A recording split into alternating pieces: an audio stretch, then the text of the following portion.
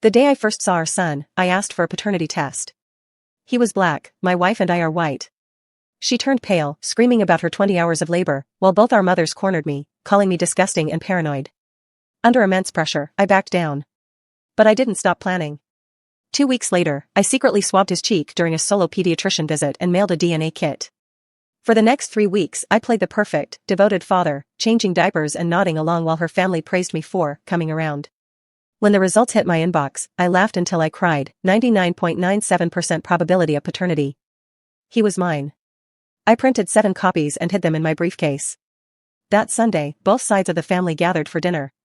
Over dessert, my wife smiled, expecting a public apology. Instead, I dropped the DNA results onto the center of the table. The room went dead silent. "You tested him anyway?" she whispered. "I did," I said. "But that's not the interesting part. The interesting part is why you fought the test so hard."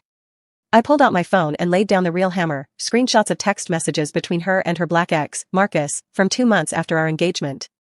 "We hooked up one last time," one message read. "He'll never know. If the baby comes out looking like you, I'll just say my great-grandmother was mixed," said another. "I can't lose him, he has money." Pure chaos erupted. Wine glasses shattered, fathers shouted, and my mother burst into tears. My wife sat completely frozen. I looked directly at her. "He's mine, which means you spent 9 months terrified, thinking he wasn't. You didn't refuse the test out of insulted virtue, you refused it out of fear. You just got lucky." "I'm sorry," she whispered, her hands shaking. "I was scared."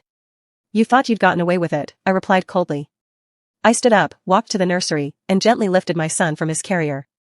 I walked out the front door and buckled him securely into his car seat. My wife didn't even try to follow me.